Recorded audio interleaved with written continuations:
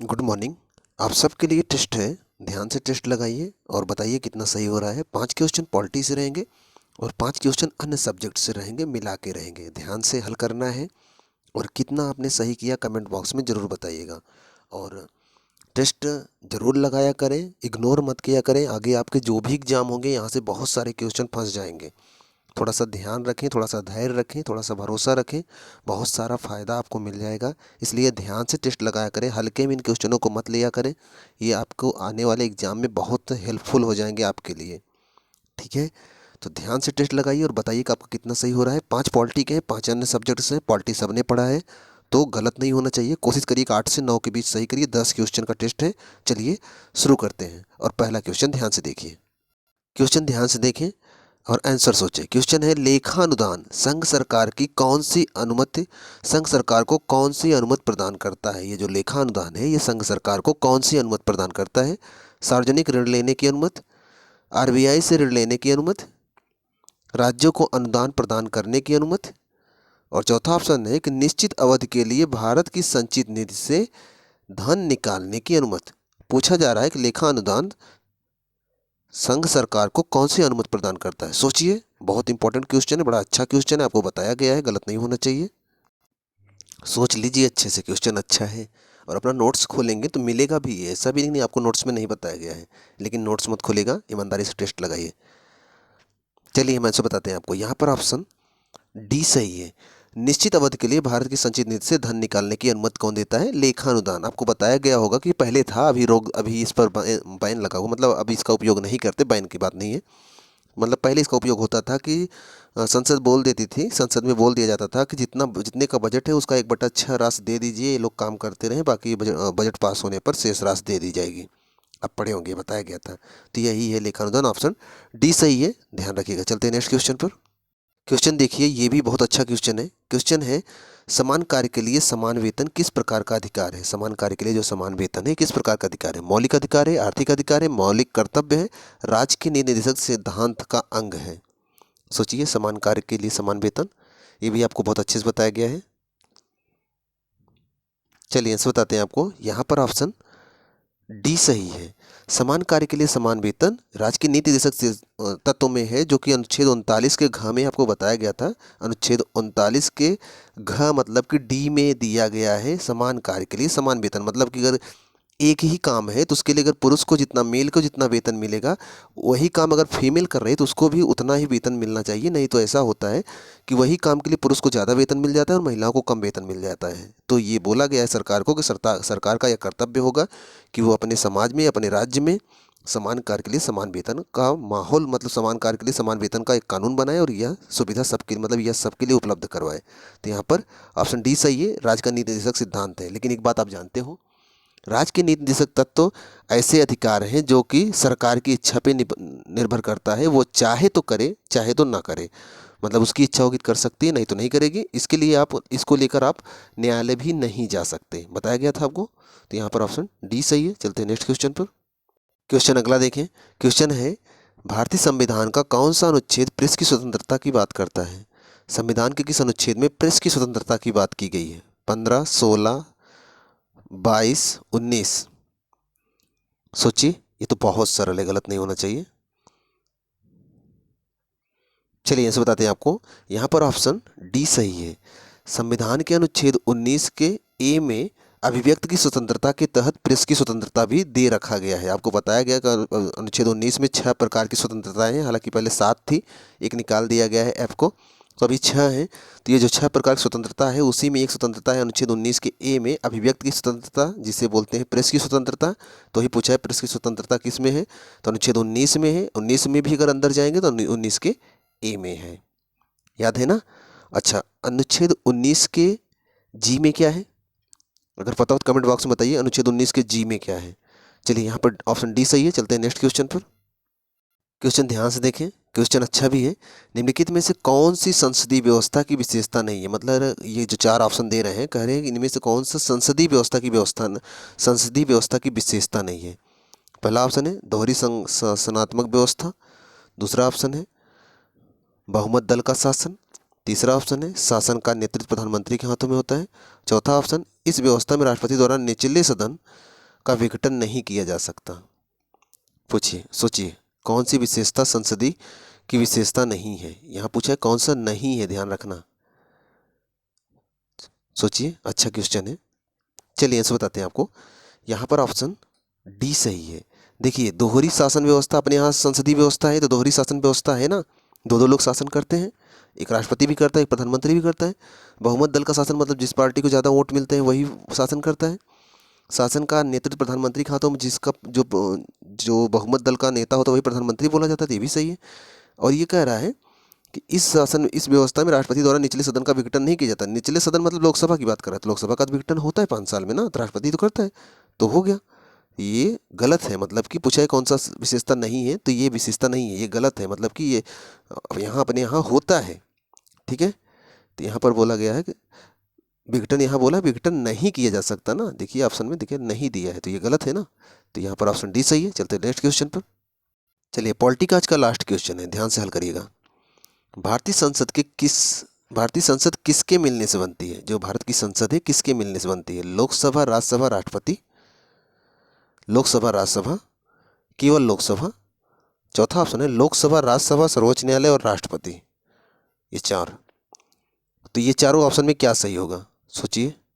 4 option दिख रहा है ना, चौथे में 4 ऑप्शन है, ऑप्शन डी में 4 ऑप्शन है, लोकसभा, राज्यसभा, सर्वोच्च न्यायालय और राष्ट्रपति।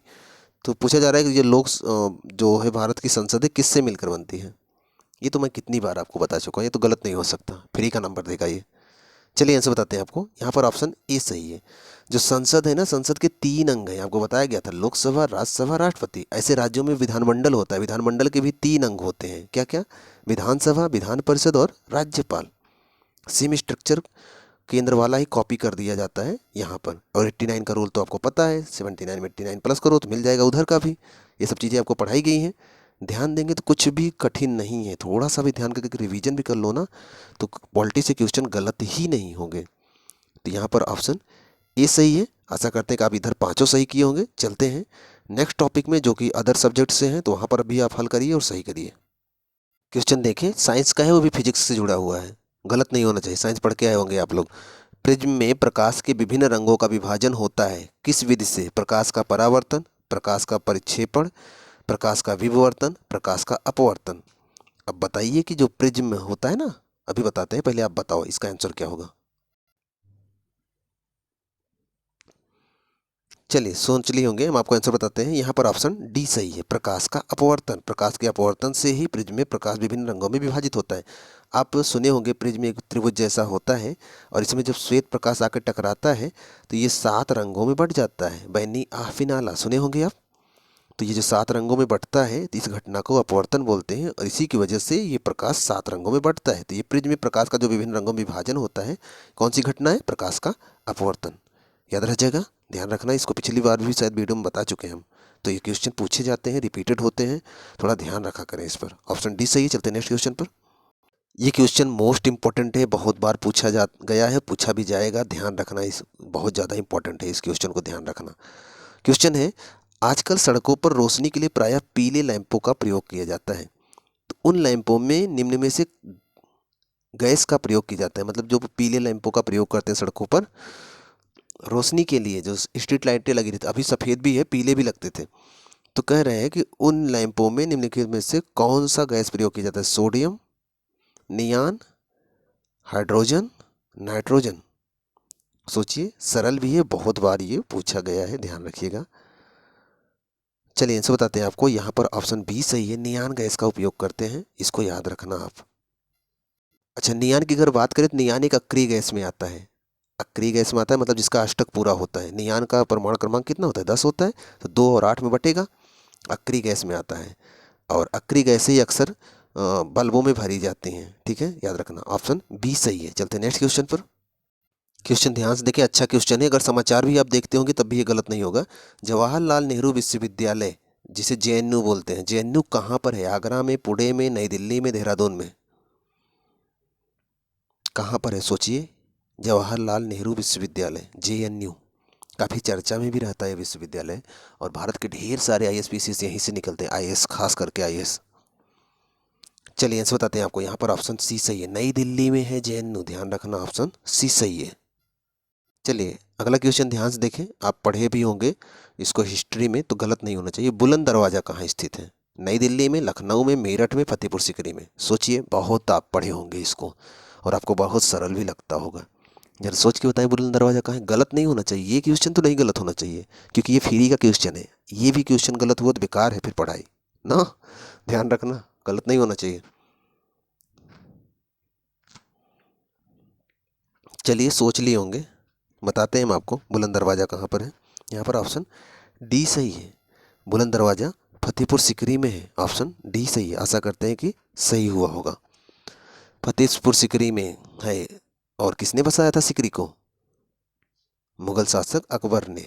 ठीक है, याद रखना इसको, ऑप्शन डी सही है। चलिए आज का लास्ट क्वेश्चन देख लेते हैं, गड़बड़ नहीं होना चाहिए। इस क्वेश्चन के बारे में भी मैंने कई बार बताया है, इसलिए गलत नहीं होना चाहिए।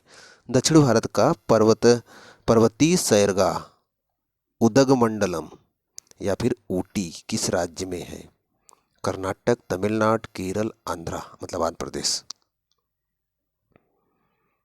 चलिए आंसर बताते हैं आपको। यहाँ पर ऑप्शन बी सही है, तमिलनाडु में। तमिलनाडु में ऊटी जो है एक पर्वतीय हिल स्टेशन है। जानते हैं राज मूवी की शूटिंग यहीं हुई थी। राज मूवी बिपाशा बसु की, जानते होंगे आप। बिपाशा डेनू मोरियो थे हीरो और बिपाशा बसु है। बिपाशा बसु को इसके पहले ज़्यादा लोग जानते हो, कई मूवियाँ की थी उन्होंने, लेकिन उनको कोई जानता नहीं था। राज मूवी से ऐसा हिट हुई, ऐसा हिट हुई कि फिर मूवियों की झड़ी लग गई इनके साथ और एक ऐसी भूत प्रेत वाली कहानी उभर के सामने आई। अच्छा मैं आपको एक सीन दिखाता हूँ राज मूवी का।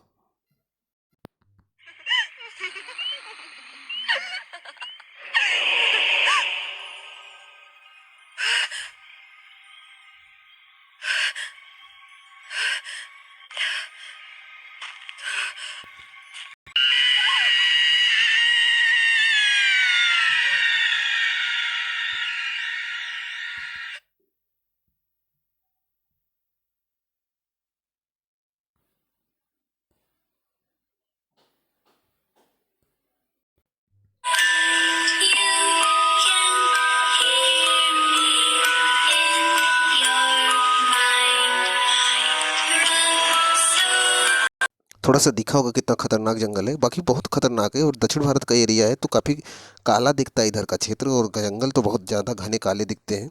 इसलिए ये यहाँ पर तो रात में उस क्षेत्र में जाना भी मना है। और भूत तो नहीं है लेकिन अक्सर में वहाँ पर डकैती हो जाती बड़ी ज़बरदस्त, इसलिए उस क्षेत्र में मना किया गया रात में जाने में। वहीं शूटिंग की गई थी राज की, और काफ़ी अच्छा क्षेत्र है ऊटी। पर्यटन के लिहाज से लोग वहाँ अक्सर घूमने टहलने जाते हैं। तो यहाँ पर 10 क्वेश्चन कंप्लीट होता है और आपने कितना सही किया कमेंट बॉक्स में ज़रूर बताइएगा। वीडियो कैसे लगा ज़रूर बताइएगा। चैनल पर अगर पहली बार आए सब्सक्राइब कर लीजिएगा। मिलते हैं नेक्स्ट वीडियो में, जम के पढ़ते रहें आप।